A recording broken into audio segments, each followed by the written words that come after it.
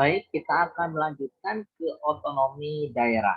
Nah, apa itu otonomi daerah? Ya, secara bahasa, otonomi merupakan kewenangan, sedangkan daerah itu merupakan suatu wilayah.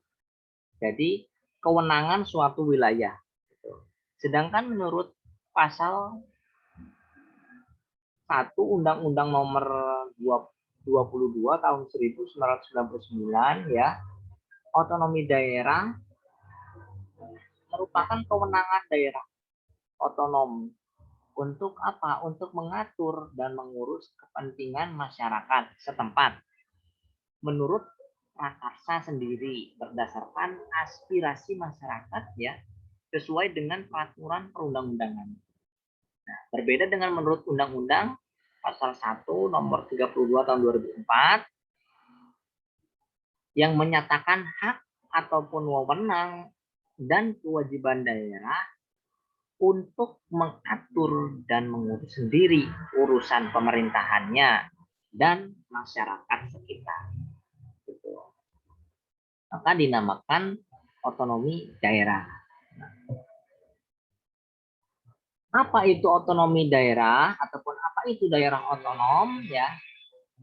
Nah, di sini daerah otonom itu kesatuan masyarakat ya yang mempunyai batas-batas wilayah, sudah pasti kan, yang berwenang mengatur dan mengurus urusan pemerintah dan kepentingan masyarakat setempat menurut prakarsa sendiri berdasarkan aspirasi masyarakat.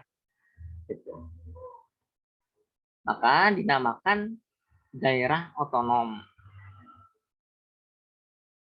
Nah, mengapa ada otonomi daerah? Sebagai wujud adanya perubahan pemikiran ataupun paradigma dalam pelaksanaan pemerintahan di Indonesia yang selama ini ya sebelum era reformasi bersifat sentralistik ya, tersentralisasi. Nah, telah tidak sesuai lagi dengan tuntutan kehidupan masyarakat Indonesia. Maka dengan demikian adalah otonomi daerah. Gitu. Nah, lalu tujuannya apa? Kok bisa menjadi ada otonomi daerah? Lalu yang pertama itu peningkatan pelayanan dan apa? Kesejahteraan masyarakat. Sudah pasti itu. Pengembangan kehidupan demokrasi. Keadilan, pemerataan, pemeliharaan hubungan yang serasi antara pemerintah daerah dengan pusat, mendorong untuk memberdayakan masyarakat dan menumbuhkan kreativitas, ya, meningkatkan peran serta masyarakat mengembangkan peran dan fungsi DPRD, begitu. Lalu apa asas-asas otonomi daerah itu? Yang pertama itu desentralisasi, nah, penyerahan wewenang dari pusat ke daerah otonom untuk mengatur dan mengurus urusan pemerintahan. Lalu yang kedua, dekonsentrasi, pelimpahan wewenang intinya itu, pemerintahan oleh pemerintah kepada gubernur dan atau kepada instansi vertikal di wilayah tertentu. Sedangkan tugas pembantuan yaitu penugasan dari pemerintah kepada daerah.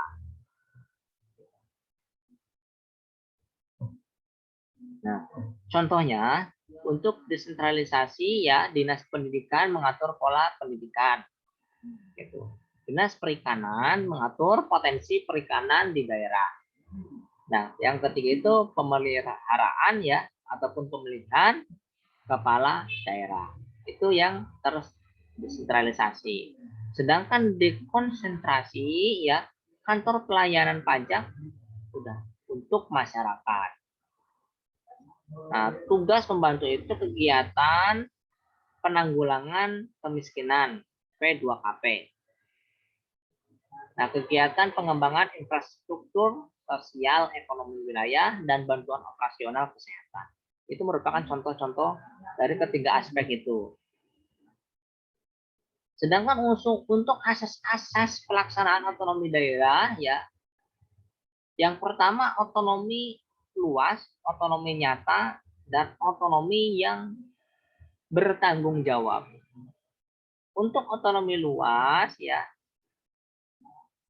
di mana kekuasaan daerah itu untuk menyelenggarakan pemerintahan yang mencakup kewenangan semua bidang, kecuali ya kewenangan yang oleh undang-undang ditetapkan tidak menjadi wewenang pemerintah daerah.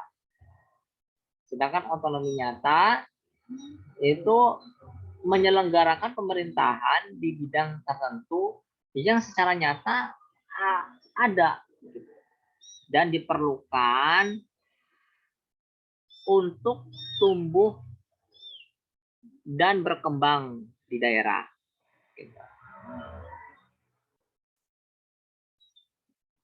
Sedangkan otonomi yang bertanggung jawab ya,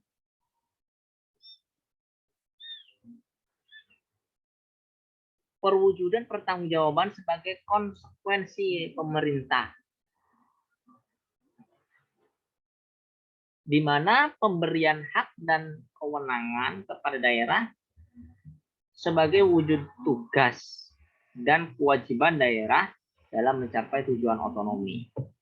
Kita akan bahas hak dan kewajibannya. Ya, yang pertama itu mengatur, mengurus, ya. Lalu yang kedua memilih pemimpin daerah, mengelola aparatur daerah, memungut pajak daerah. Jadi inilah tugas-tugas pemerintahan yang mendapatkan bagi hasil dari pengelolaan sumber daya alam dan sumber daya lainnya ya yang ada di daerah, mendapatkan sumber-sumber pendapatan lain yang sah, mendapatkan hak lainnya yang diatur dalam peraturan perundang-undangan. Nah, itu merupakan hak ya. Sedangkan untuk kewajibannya melindungi masyarakat, menjaga persatuan, meningkatkan kehidupan demokrasi, mengembangkan kualitas kehidupan masyarakat, mewujudkan keadilan dan pemerataan, meningkatkan pelayanan dasar pendidikan, fasilitas kesehatan, dan sebagainya. Itu dalam pasal 22 Undang-Undang Nomor 32 Tahun 2004. Jadi, jangan bisa baca di sana ya untuk hak dan kewajiban ya, buka undang-undangnya gitu. Yang mau jadi kepala daerah ataupun yang bekerja di pemerintahan pasti sudah mengetahui hak dan kewajiban pemerintahan dalam menjalankan tugasnya. Itu. Nah, untuk kewenangan pemerintah daerah dalam mengurus kepentingan masyarakatnya meliputi bidang pendidikan. Jadi ketika pendidikannya belum dibenahi, belum dibangun, segera dibangun, kesejahteraan masyarakatnya diperhatikan, kesehatan ketika belum ada fasilitas kesehatan atau RSUD, puskesmas segera dibangun, terusan memberikan perumahan yang bersubsidi kepada masyarakat yang kurang mampu untuk memberikan rumah. Lalu bagaimana membangun pertanian atau irigasi agar panen bisa terus-menerus setiap tahun, tidak terkendala oleh kekeringan ataupun bisa menanggulangi banjir. Bagaimana sistem perdagangan terhadap UMKM yang kekurangan modal ya. Jadi pemerintah di sini harus memperhatikan semuanya. Jadi kewenangan pemerintah daerah dalam mengurus kepentingan masyarakat. Jadi semuanya ini merupakan hal-hal yang perlu diperhatikan oleh pemerintah daerah. Nah, biar lebih jelasnya silahkan baca undang-undang ya. Undang-undang terkait dengan otonomi daerah. Begitu Nji, Bapak Ibu. Silahkan jika ada yang mau ditanyakan. Wassalamualaikum warahmatullahi wabarakatuh.